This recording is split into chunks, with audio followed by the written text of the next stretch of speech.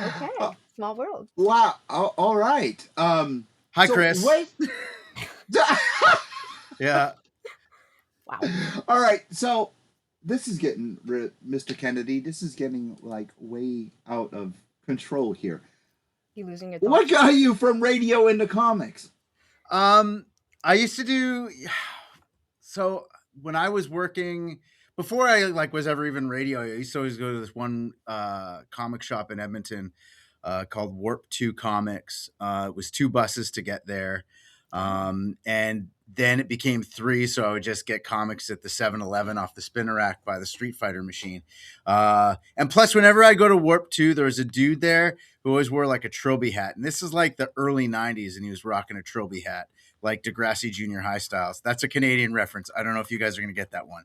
But Yeah. No, I get the Degrassi. and he was mean to me Nickelodeon. all the time. Every time I would buy anything, he'd be mean, so I wouldn't go there. So I'd send to stick to the spinner racks at the 7-Eleven. And then I got older and I was broke. And then when I got back to Edmonton, I was in my mid-20s and I was on the air. And there was a comic shop called Happy Harbor, owned by this guy named Jay Bardala, who is like, he was like the patron saint of comics in Northern Alberta. And anybody from Edmonton knows all about the heydays of Happy Harbor. And he used to host the 24-hour comic challenge.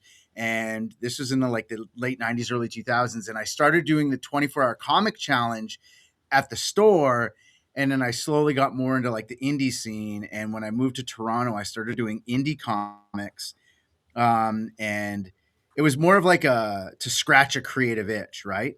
And I met Adam Gorham, who's just did the issue of last month's Exquisite Corpses. And he's doing the Hulk. And he was promoting his indie book that he's going to be mad that I'm going to mention, but it's called The Vampire Conspiracy.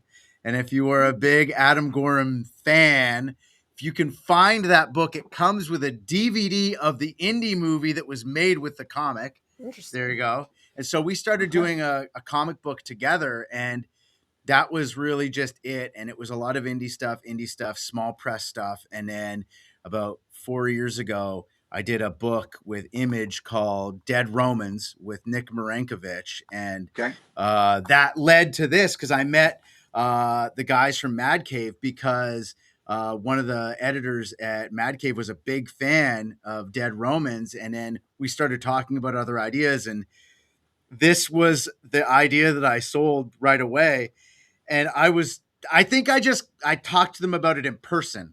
And I was making a lot of jokes in person, which I think led them to like the idea more than if I just sent in a blind pitch.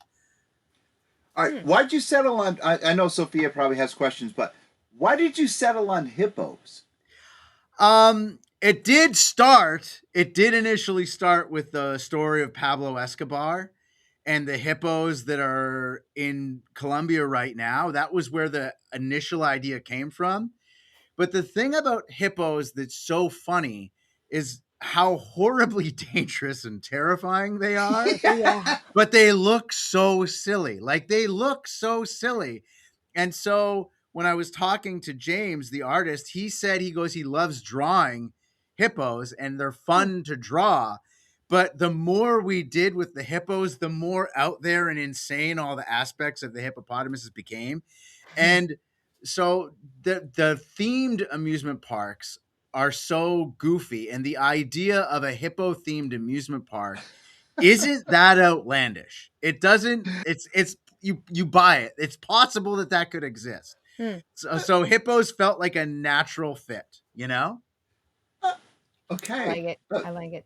Like, do you remember the question. scene in like Narcos when he's like, I'm gonna feed you to the hippos, and you're like, that's funny, but that's also terrifying.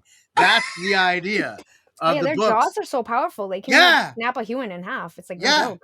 It's terrifying. They're big and scary, but they're also like womp womp, you know? So like a loaf. Is it that the yes. word? Oh yeah. And if they like get mad at baby hippos, they'll actually kill them and eat them.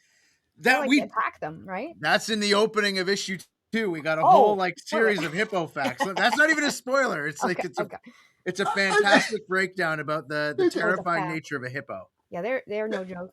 Yeah. Okay. It comes out in February. Issue 1 comes out in February. You can pre-order it now on the Mad Cave website. The description or the link to that is in Right here. the. There you go. Thank you, Margo. You right up there, right on ball, right on the ball. But it's also for those of you that are listening. It's in the description of this episode. If you're listening to where you can find your favorite podcast, or We if you're changed the word to a watching. little bit family friendly, so the word snow is, you know, Yeah, yeah, yeah, yeah. we could show it. I just won't mention it. Yes, we just won't mess. There you go. Um, the art style of the book is just fabulous with the few pages that I seen. Um, could you have not been happier with it? I have been a fan of James and his art for years. James is a very like run and gun indie style. So James is Look at like his eyes. I love his art. I love James's art, and he does this. He used to do this bit, and so he'll show up at a con, and he's not even tabling. He's just walking around. He's got a backpack full of his comics, and he'll be like hanging out at your table, and he'll be like mid sale with somebody like, "Hey man, you like comics? I got some comics in me right here." And he'll like pull his He's a comics out of dealer. his backpack, and he'll scoop your sale at your table. I Oh, and I think it's to me. I'm like I love it. Like I love James as a creator and as a person and to work with. And he's such a good creative partner because he'll never say that's not good. He'll say, I wasn't a big fan, so I tried it like this. Tell me what you think. And he'll take the onus onto himself to do a little bit more. And if you want to see some more of James's work, he did an amazing book called Tales to Enlighten.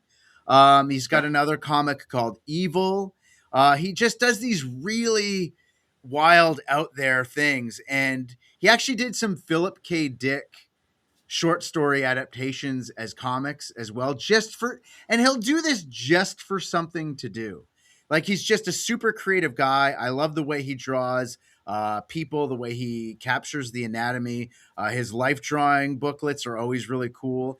And the the one thing that's always interesting, and I think this is why I think if the book came out the way it did, is I really wanted to make it super silly. Like I wanted it to be like the Naked Gun, Mm. very much like that. And James, his instinct was to make it more grindhouse. And there was a lot of times where we'd butt heads together creatively. But I think what ended up happening was a really clever series of compromises to give the book its final look that it has and for the story to be that it was. And the initial draft of the book, like you've got the two main characters, um, Agent Clark Nebraska is her name with the blonde Okay. hair, and the dude with the incredible hair, that's Miguel Sinacosa. And initially Agent Clark Nebraska was a dude, and because I got the idea of Clark Nebraska, Johnny Utah from Point Break. That was the premise Yep. where it Yep. came Okay. from. And so he goes, no, no, no, no, man. Nebraska's got to be a really sexy lady, but she has to also be as completely unhinged as the other male lead. So we didn't want to do this idea where she's this no nonsense, by the book, follow my lead. No, man, she's just as much of a psychopath, if not more so, as he is. So when you read the book, they're all of them are terrible people. Like everyone is awful in it, but you're Sounds like interesting. rooting for it. It's great. And I think that subtle switch changed a lot of the way we told the story, and it became so much more ridiculous because you don't get a lot of completely deranged female protagonists in action comedies. Like it's Riggs and Murtaugh, that idea, except they're both Riggs, Was Mel Gibson Riggs? Mel Gibson was Riggs, but they're Yes. both the Yes. yeah, they're Yes. both Riggses. It's a mess. It's an absolute disaster, which makes it great. All right, we were gonna get there, guy. That was the next question. We were gonna hit that up after we take our first break, but since you brought it up, our listeners love merch. They love autograph merch. If this was a Kickstarter, I would be asking you about tiers.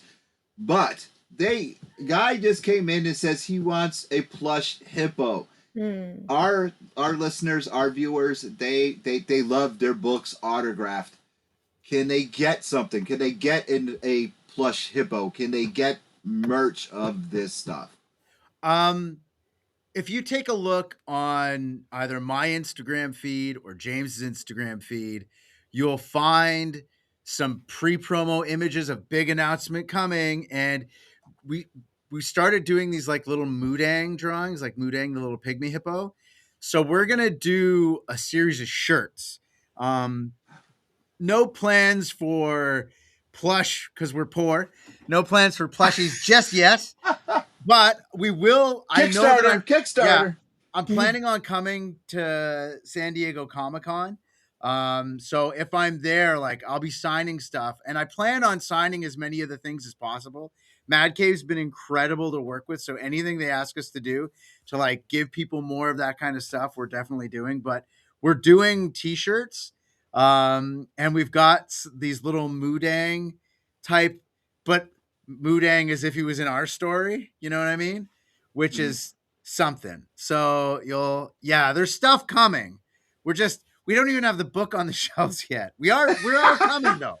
We are coming. Don't worry. Stuff on the way.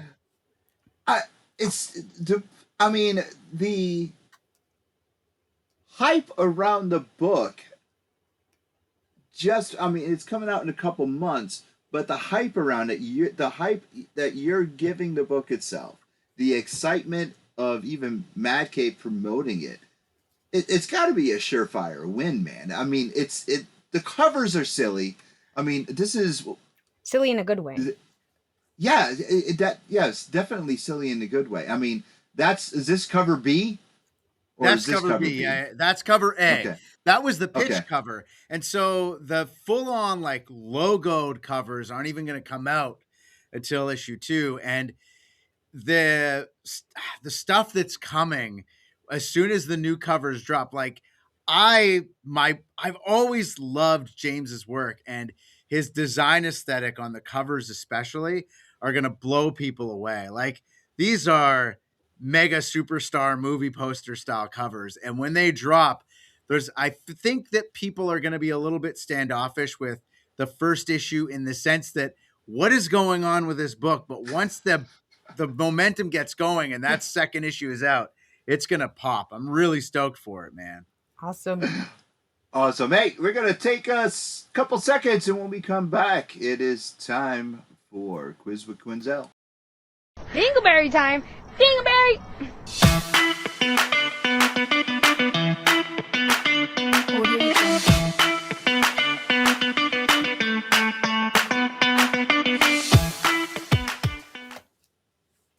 Yay! Putting chapstick on. All right, everybody. I'm going to ask a question. You have to answer correctly. The question is: before they before they were known as Marvel Comics, the company was called what? Ooh, ooh. Cat butt. Cat butt. Kitty. Oh, Excuse me. cat butt. Uh, Kitty. Ah, Excuse me. Oh, cat butt. Excuse me. Kitty. Thank you. What was they? Oh crap! Oh, we got comments coming in. What were they known? I could see the name. I could see the name.